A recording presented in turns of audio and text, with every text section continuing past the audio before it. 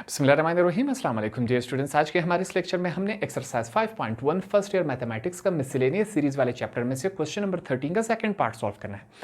Same उसी pattern पे question दिया गया है जिस तरह 13 का पहला पार्ट था, उसी प्रोसेस से सॉल्व करेंगे। फिर से हमारे पास क्वेश्चन दिया गया है, इस सीरीज का हमने एन टर्म फाइंड आउट करके देना है सिंपल से और आसान तरीके से। यहां पर स्टार्ट करते हैं। क्वेश्चन में सबसे पहले हम क्या लिखेंगे, एक जुमला लिख लेते हैं। यहां पर मैं लिखूंगा let tk be the kth term of given series। ठीक है, ये बात हमने लिखी। इसके बाद फिर से मैं आपको एक बात समझा देता हूं। यहां पर हमने क्या फाइंड आउट करना है, एन टर्म्स को फाइंड आउट करना है। अगर हम क्वेश्चन में वेरिएबल्स चेक करें, वेरिएबल्स मीन्स जो हमारे पास अल्फ़ाबेट्स लिखे गए हैं n और n, ये भी n है और हमने फाइंड आउट भी करना है n है, और जो वैल्यूज़ कहाँ तक गई हो हमें मालूम नहीं हो उसकी जगह भी हम n पुट कर लेते हैं। तो यहाँ पर ये तमाम n क्या हो जाएंगे, आपस में मिक्सअप हो जाएंगे, जिससे स्टूडेंट्स को कन्फ्यूजन होगी। यहाँ पर स्टूडेंट्स के आसानी के लिए हम क्या कर लेते हैं, इस n की जगह कोई और वेरिएबल पुट कर लेते हैं। इससे फर्क नहीं पड़ता, आप कुछ भी वेरिएबल पुट कर सकते हैं। यहाँ पर हम क्या करते हैं, n की जगह k पुट कर लेते हैं। अब k क्यों पुट कर रहे हैं, अकॉर्डिंग टू द कंडीशंस। ये वाला चैप्टर जब हम सॉल्व कर रहे हैं तो हमारे पास वैल्यू tk चल रही है, इस वजह से हम कंडीशंस को देखते हुए इस वेरिएबल को चेंज कर लेते हैं। n की जगह k लिख लेते हैं, इस n की जगह k लिख लेते हैं। इसका क्वेश्चन के सेहत पे कोई असर नहीं पड़ रहा। हाँ, अगर हम ये जो नंबर्स हैं, जो कोफिशिएंट्स हैं, इनको अगर हम चेंज कर ले तब जाके क्वेश्चन पे असर पड़ रहा होता है। यहाँ पर सिंपली हम क्या कर रहे हैं, मैथमेटिक्स में ऐसी चीज़ें अलाउड होती हैं जिसका क्वेश्चन पे असर नहीं पड़ रहा। अगर हम n की जगह k लिख लेते हैं तो क्या हो रहा है, क्वेश्चन के सेहत पर असर नहीं पड़ रहा। कि हम इस वजह से लिख रहे हैं क्योंकि वो तमाम n जो है आपस में मिक्सअप ना हो, जिससे स्टूडेंट्स को कंफ्यूजन होगी। इस वजह से यहाँ पर सबसे पहले हमने क्या लिखा, इस सीरीज को हमने tk का नाम दिया, हमने लिखा। फिर हम क्या कर रहे हैं, जितने भी n है, दो n दिए गए हैं, इनकी जगह हम k पुट कर लेते हैं। n की जगह क्या आ जाएगा, सिंपली k, हमने स्क्वायर लगा दिया इसके ऊपर। -5 है n की जगह, k +6, ये हमने लिख लिया। क्वेश्चन हमारे पास इस फॉर्म में कन्वर्ट हो चुका है, सिंपल सा काम हमने किया।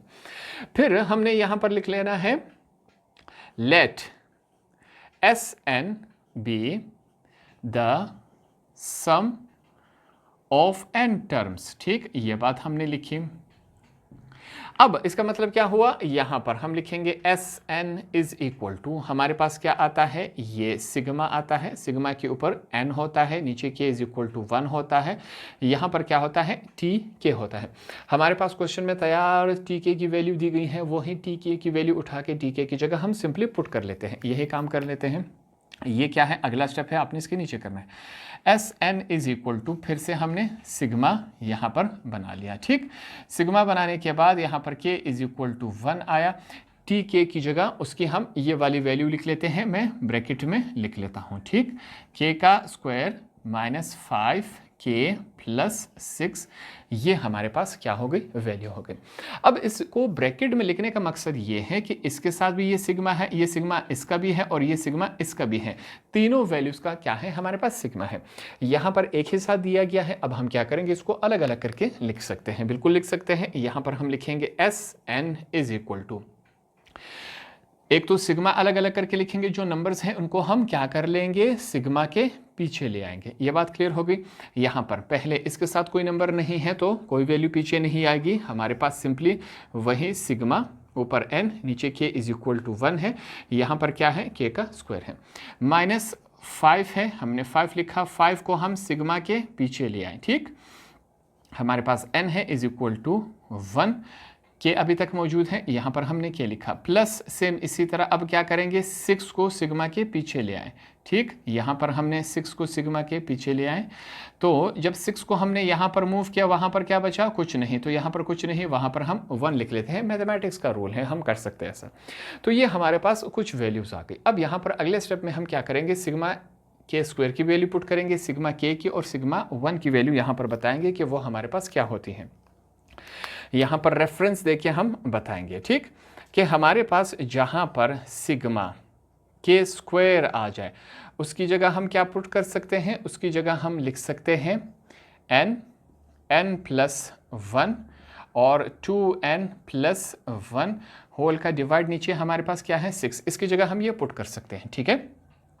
फिर जहां पर अगर हमारे पास कहीं सिग्मा नीचे क्या है k is equal to 1 simple k आ जाए तो इसकी जगह हम क्या पुट कर सकते हैं, इसकी वैल्यू हमारे पास क्या है n प्लस 1 नीचे क्या है 2 है, हम इसकी जगह ये वाली वैल्यू पुट कर सकते हैं।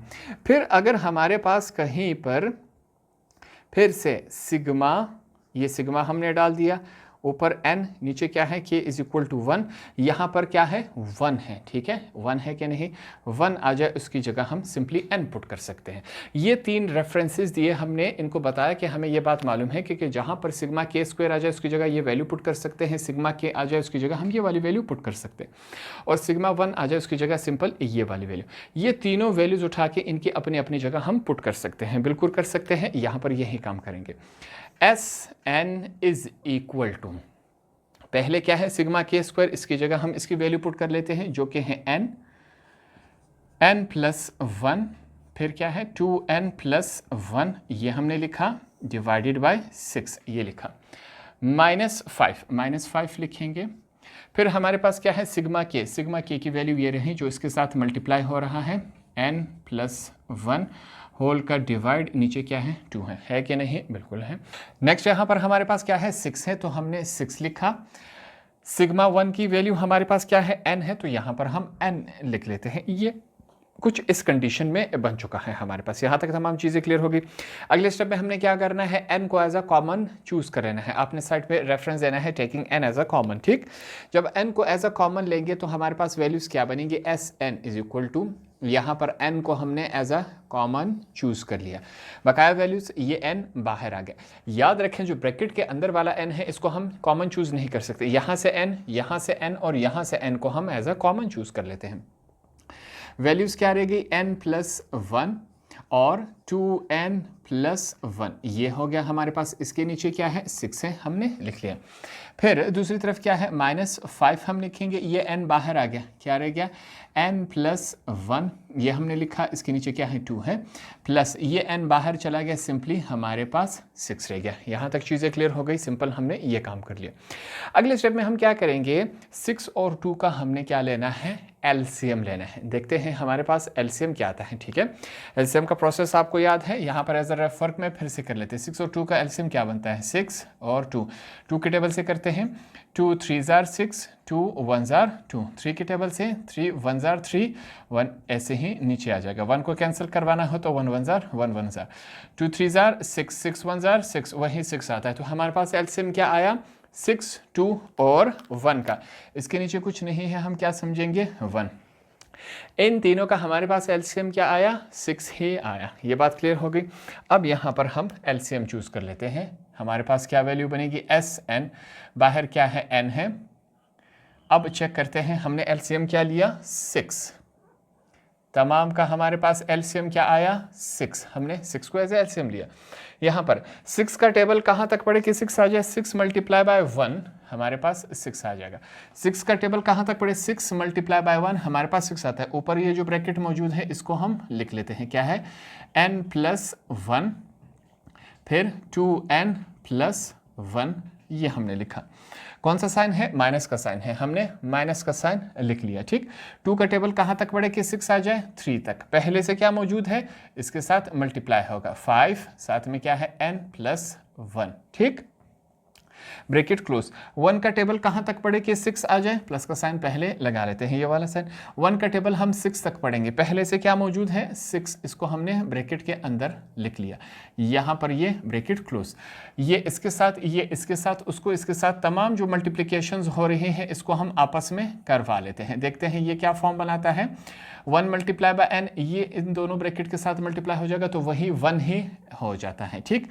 हम क्या करेंगे, डायरेक्ट इस ब्रैकेट को इस ब्रैकेट के साथ मल्टीप्लाई करवा लेते हैं। n multiply by 2n, 2n का square, n multiply by 1 n होता है, 1 मल्टीप्लाई बाय 2n 2n होता है, 1 मल्टीप्लाई बाय 1 हमारे पास 1 ही होता है। ये बात क्लियर हो गई।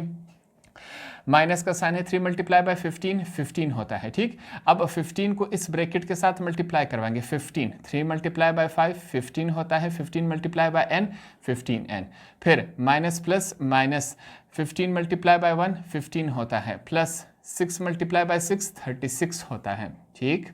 नीचे हमारे पास क्या मौजूद है, 6 मौजूद है, ये हमने लिख लिया।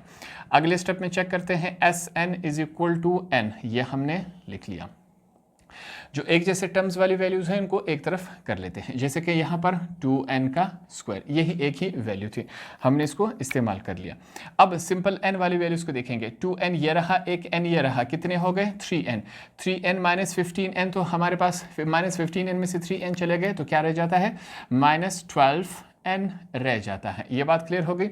अब आगे चलते हैं, हमारे पास 36 में से 15 चले गए तो हमारे पास ये क्या है, 36 और 1 क्या हो जाता है, इन दोनों का ये 37 हो जाते हैं। 37 में से अगर 15 को माइनस करवा लिया जाए तो ये क्या बन जाता है, हमारे पास क्या रह जाता है, प्लस 22 रह जाता है। होल का डिवाइड नीचे क्या है, 6 है। ये वैल्यूज़ हमारे पास रह जाती हैं। अब यहाँ पर अगर हम चेक करें, यहाँ पर फिर से कॉमन लिया जा सकता है, 2 यहाँ पर भी मौजूद है, यहाँ पर भी किसी ना किसी शक्ल में मौजूद है। तो हम क्या करेंगे, यहाँ पर रेफरेंस देंगे, टेकिंग 2 एज कॉमन, 2 को हमने एज अ कॉमन चूज करना है, यहाँ पर 2 को एज अ कॉमन चूज कर लेते हैं। फिर से हमारे पास क्या है, एस एन, एन 2 बाहर आ गया, एन पहले से था, ठीक। यहाँ पर हमने इससे कॉमन चूज कर लिया, 2 बाहर आ गया, पीछे क्या रह गया, n का स्क्वायर माइनस है 2 का टेबल, 2 6 जार 12, साथ में क्या है n है, प्लस 2 11 जार क्या होता है 22 होता है, नीचे क्या है 6 है, ये हमने लिखा। ये बातें क्लियर हो गई। ये कैंसिल हो रहा है, 2 1 जार 2, 2 3 जार 6, ये दोनों कैंसिल हो गए। S N is equal to, यहाँ पर क्या रह गया, 1 मल्टीप्लाई बाय n, n होता है, अंदर क्या है n का स्क्वायर माइनस 6n प्लस 11, ये क्लोज हो गया, डिवाइडेड बाय 3, ये हमारे पास क्या रह गया, वैल्यूज, ये इसके आंसर हैं। तो इस तरह हमने क्वेश्चन नंबर 13 के दोनों पार्ट्स को सिंपल और आसान तरीके से सीखे, समझे, सॉल्व किए। होप आपको ये वाले क्वेश्चन भी आसानी से समझ आ गए होंगे।